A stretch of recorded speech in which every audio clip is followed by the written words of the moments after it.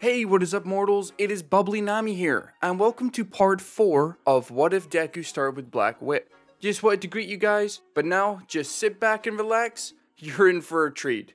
And so, we begin. These 3 months aren't for you to slack off.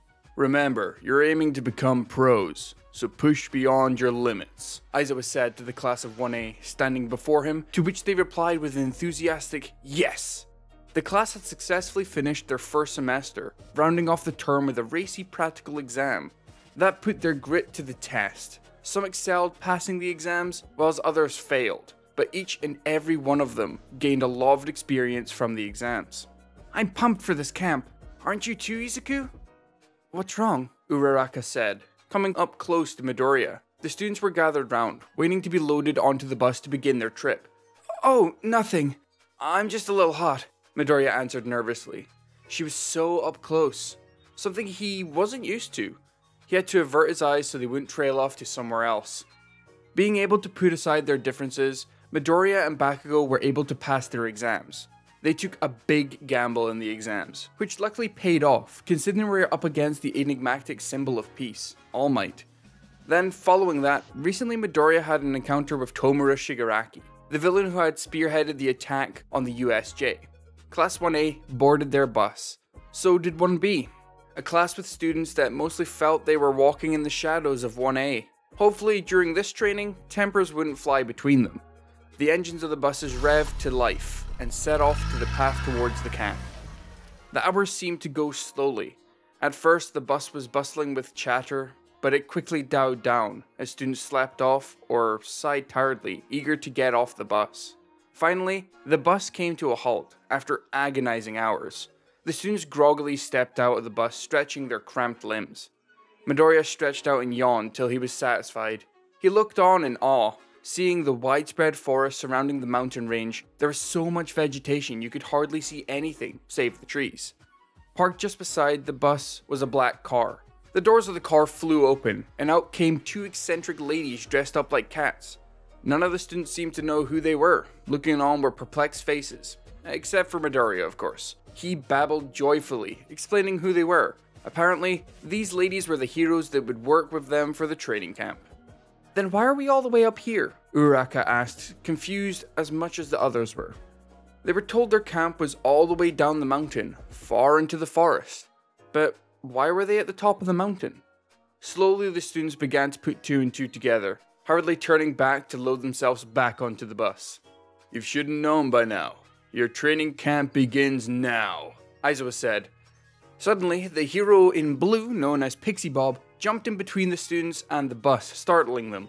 Her hands were to the ground and in a lit-up blue. The landscape changed in an instant.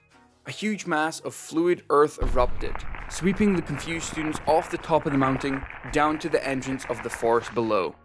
This is private land, so you can use your quirks as you please. You have 3 hours to get to the facility. That's if you can get through the Beast Forest, Mandalay said to the students down below, who looked nervously at the forest, wondering what she meant by the Beast's Forest. Mineta scuttled quickly into the forest before he stopped dead in his tracks, unable to move, looking in fear at the huge monster that just appeared, towering over him. The beast raised its arms slowly, aiming to crush the intruder. Like lightning, a black tendril wrapped around Mineta's torso, pulling him out of harm's way, just as the hand came down, crushing Earth instead. Midoriya was one to act quickly. He had experienced so much. He could coordinate his well-planned responses in the nick of time to suit the situation, which certainly paid off now. Midoriya wasn't the only one that was a quick thinker. The rest of the boys had already lunged into action. Todoroki released a wave of ice that froze the monster's feet, keeping him in place. Seeing that, Midoriya made good use of the opportunity to immobilize the monster to a greater degree, shooting a tendril that wrapped its arms around its side. Tenya came in with his engines at full speed. His right leg shot ahead of his left, crushing the golem's head. Following, Bakugo released a devastating amount of explosions that crushed the monster completely. There wasn't any time to rejoice. A swarm of those monsters were fast approaching. Working together, Class 1A fended off the monsters as they made their way to the facility. Arriving far later than 3 hours given, everyone was worn out and tired, gasping for much needed air. Pixie Bob commended them on their efforts, stating that she was expected them to arrive far later than that. Before we get back into the story, I would like to say that we've got a second channel called Anime Deep Dive. Anime Deep Dive goes over the hard facts of the anime presented. Now, in case you guys didn't know, we have a third channel as well called Anime Theory. Anime Theory mainly focuses on the large variety of mind-boggling anime theories. If you are interested in content like this, please go check the description below and click the icon in the top right corner. Now, with that out the way, let's get back into the story. The day was over. Aizawa told the class to get needed rest as their real training would begin the next day. Good morning, class. Today we will begin a training camp that will increase your strength, Aizawa stated, admonishing his students at the break of dawn. The training was geared towards drastically improving their skill and quirk powers within a short period of time. The training began. Each student took on a different approach that would suit them, working around their weaknesses and improving, while others worked together to improve their quirks simultaneously. Midoriya's training was quite special.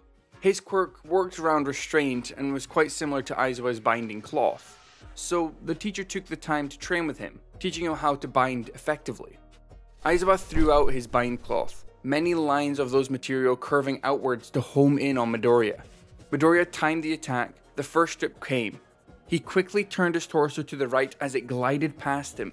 The second came as he turned to his left, next as it glided past to him as well. Easily, without wasted moments, Aizawa pulled back on those two cloths he had evaded. It caused them to lurch backward, and once they did begin to collide with Midoriya, wrapping and restraining him. Your quirk is similar to my binding cloth, so I'll be training you. There's an example of what I expect from you. A good restraint should be diverse, easily able to adapt to any changes in the target, sharp and precise. Now you try to bind me, Aizawa explained. The teacher readied himself to receive Midoriya's attack. Midoriya concentrated his strength. He raised his arm, clenching his right fist. Power surged through him, channeling to his arm as three tendrils shot out of his knuckles, with celerity headed straight at Aizawa. You focused on speed. Good. But your attack is too direct. By raising your arm and taking an aim slowly, it makes me predict where you'll aim easily. Especially if the villain has studied your quirk, Aizawa said, yelling instructions as he parried Midoriya's attack.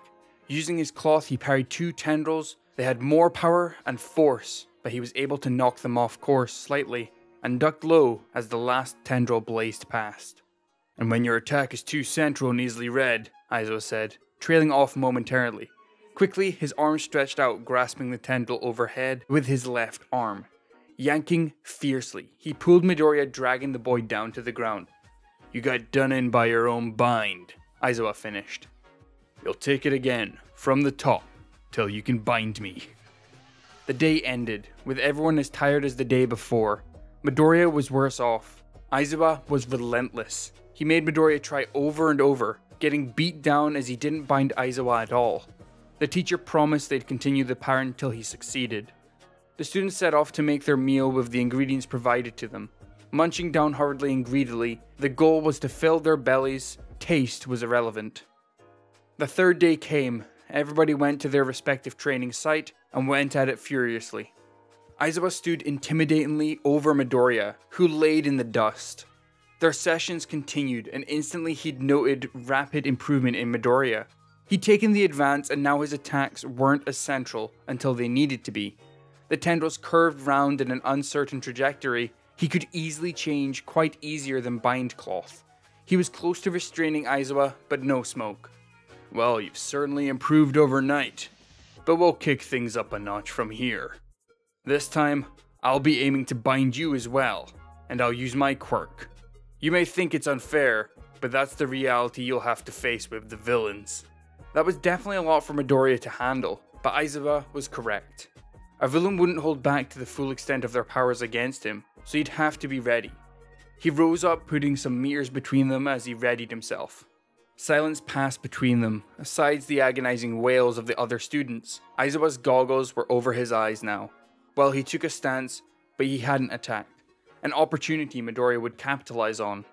Raising his arm and shooting tendrils simultaneously, Midoriya attacked. A tendril took a parabolic path, arching down onto Aizawa, aiming to knock his goggles off. The others aimed to come up beside Aizawa and bind his arms and legs. Just as the tendril was about to hit the teacher's goggles, it dissolved into thin air. So did the rest of the tendrils. Midoriya's quirk was erased. Now Aizawa attacked, lashing out with those binds to grab Midoriya. Midoriya responded quickly. He jumped, lifting his feet above the ground to evade two aimed for his legs. Landing directly on the binds to trap them under his feet. Following up, he arched his back low, all the way to the ground, using his arms to support, dodging more aimed for his upper body. Aizawa wouldn't let up. He yanked hard on the bind under Midoriya's feet, pulling them from under him like a rug. It flipped the boy, making him land on his belly. Pain surged through him, but he'd only have a second to groan as the binds overhead lashed down to hit him. Instinctively, he rolled fiercely to his right and transitioned to stand up and begin to run, but he clenched his right fist down on a mound of dirt just before he ran. He ran around aiming to get out of Aizawa's line of sight, but it was futile. The pro simply turned his gaze to follow him wherever he went. He threw his binds to repel him, but Midoriya ducked and rolled, inching closer. Then Aizawa figured, why wait? He'd charge on as well. The pro was ready, feeling his eyes drying up, so he'd quickly put this to an end. He had to do it harshly, or Midoriya would never learn to grow for that matter. The pro took quick strides, running to Midoriya, something that shocked the boy, who was stunned for a second. Aizawa threw his bind directly at Midoriya's neck. Midoriya raised his left arm quickly, allowing to get wrapped by the bind instead of his neck, keeping his right arm down as he stopped his run. Got you, Aizawa thought, about to deploy another bind to wrap him up. But just before he could, Midoriya coiled the bind much more around his arm, pulling backwards and disorienting Aizawa, who was about to fall to the ground. A trick out of his own book? Midoriya knew what he had to do. As Aizawa dropped, his gaze did. Midoriya could feel his powers begin to be freed. He opened the palm on the same of his left arm and shot his tendrils out to grab the pro. If this worked, that was it. But Aizawa had caught whiff of the plan. It was quite obvious at that. His hand reached out, supporting all of his weight and breaking his fall as he pushed up high into the air, far above the range of Midoriya's attack. Now Aizawa's quirk was active once more, and the teacher was taking advantage of the bind Midoriya used to wrap himself. The boy tried to undo it quickly, but he was too late. Aizawa pulled threateningly close to the teacher, turned bringing his leg down as it came crushing into Midoriya's skull, rattling his brain and undoing the bind that tied them together. The pain clouded his thoughts, but his body knew what he should do now. As he fell sideways, he threw the dirt he'd hidden in his right arm into Aizawa's face, the dirt finding its way into the spaces in the goggles, blinding the teacher. Reflectively, Aizawa closed his eyes to blink the dirt while backing up. Now was the time. Midoriya pushed to 30% power. He realized that if he was used it in a short period, at this level, it didn't hurt as much as it did over a long time. Taking an aim hole on the ground, his tendrils gained more severity than before, as they tore through the air causing gusts of wind, and in a split second, they wrapped tightly around Aizawa. Midoriya felt pangs of hurt and quickly eased up on the percentage and released his hold. Aizawa smiled. That is, after he'd cursed about getting dirt in his eyes. The boy had hatched a smart plan and actually bound him this time, something he didn't expect. You did good, kid, the teacher praised. The third day was over, as grueling as the last, but they'd gotten used to it, just a bit. Now it was time to eat. After their meal, the students decided to play a game. A simple game of prey and predator, where a team of two were either made to scare another or try not to get scared. The games began, and already there were a lot who fell prey to the antics. Altogether, the students were having a fun time, relaxing and letting go of all that built tension training brought. How quickly that peace would be destroyed. Creeping into the forest came pink fog. Slowly the fog was thicker and more visible. To those that inhaled the fumes, would cause them to get drowsy and fall unconscious in an instant. From a distance, smoke scattered across the sky with the smell of burning bark wafting through the air. But one thing everyone saw clearly were the villains. They'd arrive on the scene in tune with the play of events, and now they'd taken one of the Pussycats into their custody. We are part of the vanguard squad of the League of Villains, Spinner the reptilian villain said, explaining his ideals to make Stain's dream a reality, while he unraveled a huge mass of swords strapped together. The students couldn't believe their eyes. How could villains have gotten here? Midoriya searched frantically for Kota, but he was nowhere to be found. Over the course of days, he'd gotten to know this boy, a cousin of Mandalay's who'd refused to open himself to anyone after suffering the loss of his parents. Midoriya had tried many times to talk to him, but he knew he failed each time. Now the boy was nowhere to be seen, but Midoriya knew his hideout. "Kota, I know where he is," Midoriya yelled to Mandalay, who had charged the students to get back to camp. He couldn't just go back when he knew where Kota was. He'd have to go get him, and with the approval from Mandalay, Midoriya set off, swinging fiercely and quickly with his tendrils through the forest. "Kota, wait for me," he thought to himself. Just on the rocky layout that oversaw the whole forest, a large, hooded figure loomed behind a small boy. The man's face behind a mask, but his ominous aura spilled out and sent that chill in the air. Soon the boy would realize his presence. Muscular planned to have fun here tonight.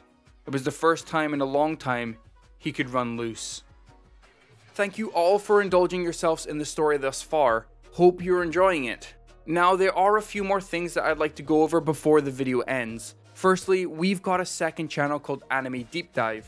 Anime Deep Dive goes over the deep and into facts and lore of a wide variety of anime. It's sure to expand your weeb knowledge for all kinds of series, guaranteed. On top of that, we have a third channel as well, called We the Celestials Naruto What If. It's what we do on this channel already, but in the vast world and lore of Naruto. Go check it out if you're in the mood for some jutsu action. I'd like to let you all know on behalf of We the Celestials, I'd like to thank everyone involved in the production of today's awesome content. Their details will be in the description below. If you're perhaps interested in what we do here at WTC, then I would like to extend our invitation to join the team. The only caveat being, we can only accept members 16 and older to join our crew. You can find us on Discord, which you can locate in the description below. Our Discord is an all-round fantastic place to be. Whether you're a fan or looking to join our band of misfits, all you gotta do is hit up the recruitment server and sign up for whichever category of work that fulfills your interest. We're always looking for more members to join us. Well, that's it from us for today's video, so thank you all for watching and have a great day.